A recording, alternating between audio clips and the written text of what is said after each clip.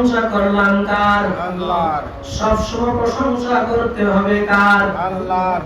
এই জন্য সবসময় প্রশংসা করতে হবে আল্লাহর। খাইতে প্রশংসা আল্লাহর, বসতে প্রশংসা আল্লাহর, শুইতে প্রশংসা আল্লাহর, ঘুম থেকে ওঠার পর প্রশংসা করতে হবে কার? আল্লাহ। এই জন্যই আমরা ঘুম থেকে ওঠার পর আমরা বলি আলহামদুলিল্লাহিল্লাযী আহইয়ানা বা'দা মা আমাতানা ওয়া ইলাইহিন নুশুর। আমরা এর মাধ্যমে, আমরা মানুষ, আমরা মুসলমান, এটার মাধ্যমে আমরা ঘুম থেকে ওঠার পর আমরা আল্লাহর প্রশংসা করি, ঠিক কি না? ঠিক। কারণ আমরা যখন ঘুমাতে যাই, ঘুমের দোয়া আমরা পড়ি, ঠিক না? ঠিক। কারণ ঘুমের দোয়াটা এই জন্য আমরা পড়ি, আল্লাহুম্মা বিসমিকা আমুতু ওয়া আহইয়া, এই জন্য আমরা পড়ি, হে আল্লাহ তোমার নামে আমরা মরি এবং তোমার নামে আমরা বাঁচি। কারণ রাতে ঘুমের মধ্যে অনেকে মানুষ মরে থাকে, ঠিক না? এরকম আছে না? শুয়ে রয়েছে, সকালে উঠে দেখে তার প্রাণটা আর নাই, ঠিক না? এই জন্য সবসময় মহান আল্লাহ সুবহানাহু ওয়া তাআলার প্রশংসা করতে হবে। আমি শুরুতে আল্লাহ রাব্বুল আলামিনের পবিত্র কোরআনুল কারীম থেকে বলেছি ওয়াকিমুস সালাতা ওয়া আতুজ যাকাত। তারপর হাদিস থেকে একটা নবী করিম সাল্লাল্লাহু আলাইহি ওয়াসাল্লামের পবিত্র জমানের একটা হাদিস আমি উল্লেখ করেছি, আউয়ালু মা ইউহাসাবু বিল আবদু ইয়াওমাল কিয়ামাতি সালাত। আম্মা আয়েশা সিদ্দিকা রাদিয়াল্লাহু তাআলা আনহা নবী করিম সাল্লাল্লাহু আলাইহি সাল্লামকে একদিন প্রশ্ন করেন, হে আল্লাহ রাসূল সাল্লাল্লাহু আলাইহি সাল্লাম, লক্ষ লক্ষ কোটি কোটি মানুষ থাকবে হাশরের মাঠে, অনেক নবীর উম্মত থাকবে, কোটি কোটি মানুষ থাকবে, ট্রিলিয়ন ট্রিলিয়ন মানুষ থাকবে, আপনার উম্মতগুলো আপনি কিভাবে চিনবেন?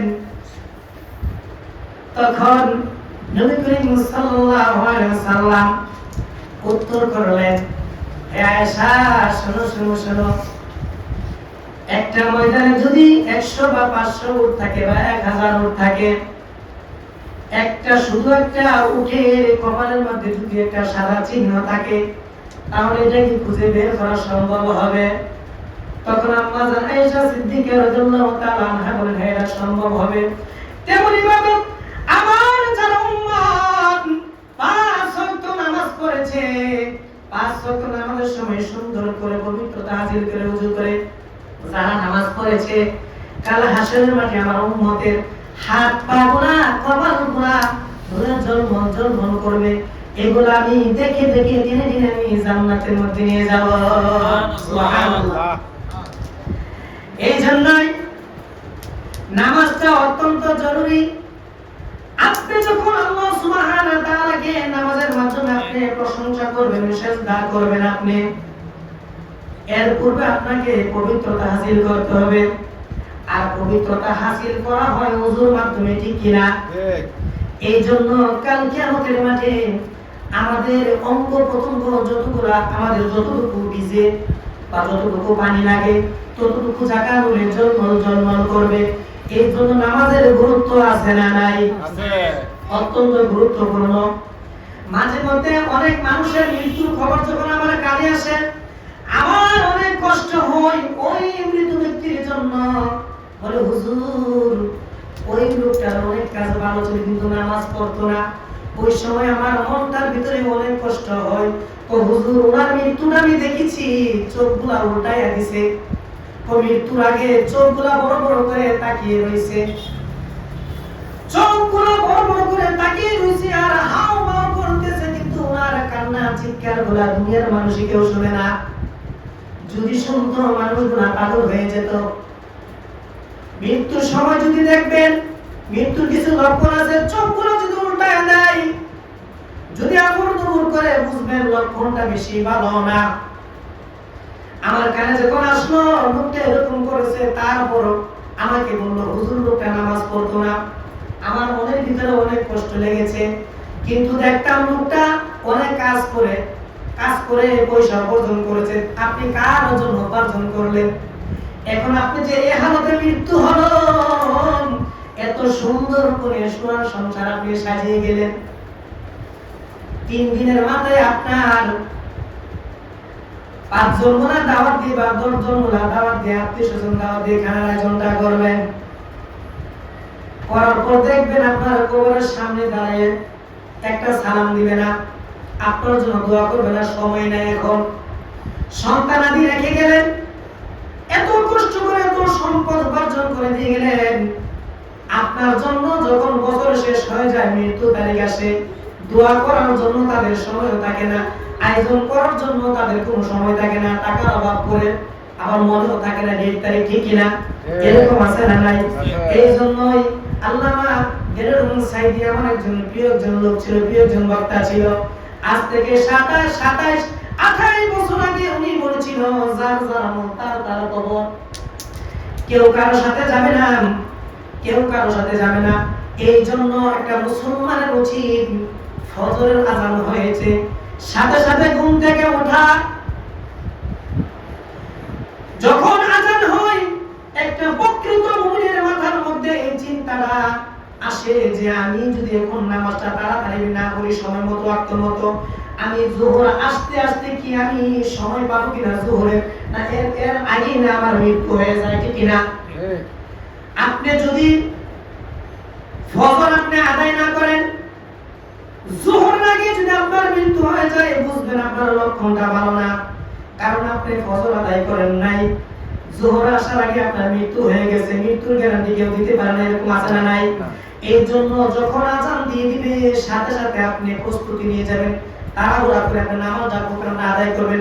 আপনার ভিতরে একটা টেনশন ফিল রাখবেন, পাগলের মতো হয়ে যাবেন যে আমি তাড়াতাড়ি আমার নামাজটা পড়তে হবে, না জানি জোহর আস্তে আস্তে আমার মৃত্যুটা হয়ে যায়, ঠিক কিনা?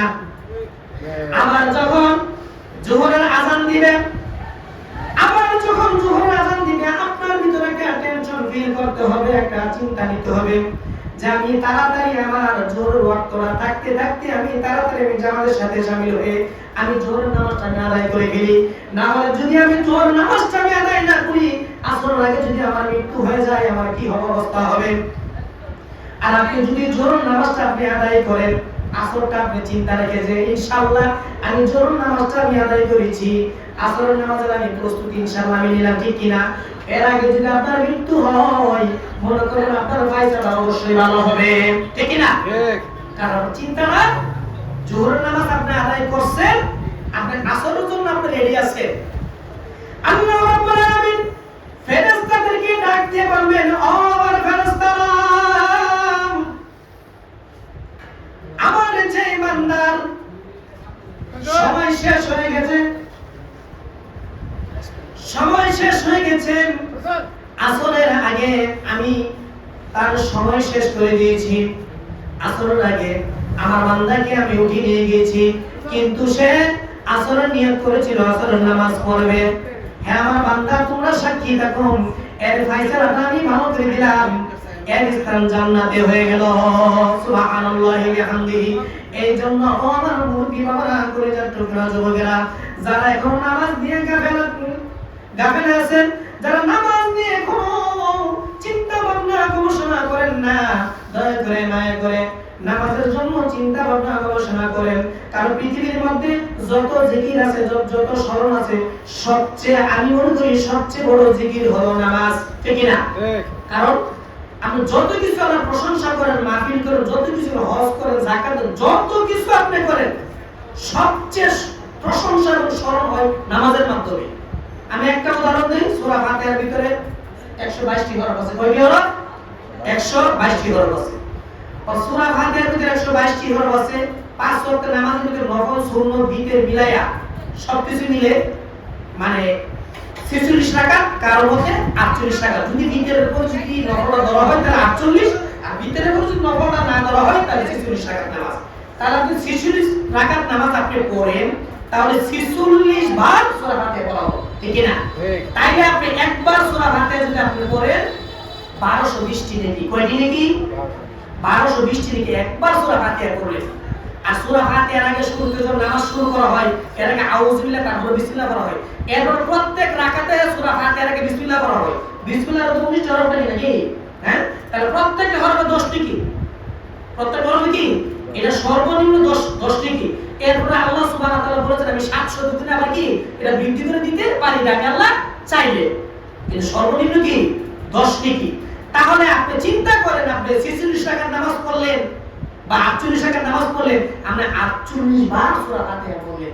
এখন আপনি চিন্তা করেন যদি একবার সূরা ফাতিহা পড়লে যদি 1220 নেকি হয়, তাহলে আপনি চিন্তা করেন আপনি ঘুম দেন 46 বার যদি আপনি সূরা ফাতিহা পড়েন 5 ওয়াক্ত, তাহলে আমি মনে করি এই পৃথিবীর মধ্যে সবচেয়ে বড় জিকির, সবচেয়ে বড় ইবাদত, সবচেয়ে গ্রহণযোগ্য ইবাদত, সবচেয়ে বেশি খুশি হয় একমাত্র আল্লাহ নামাজের মাধ্যমে।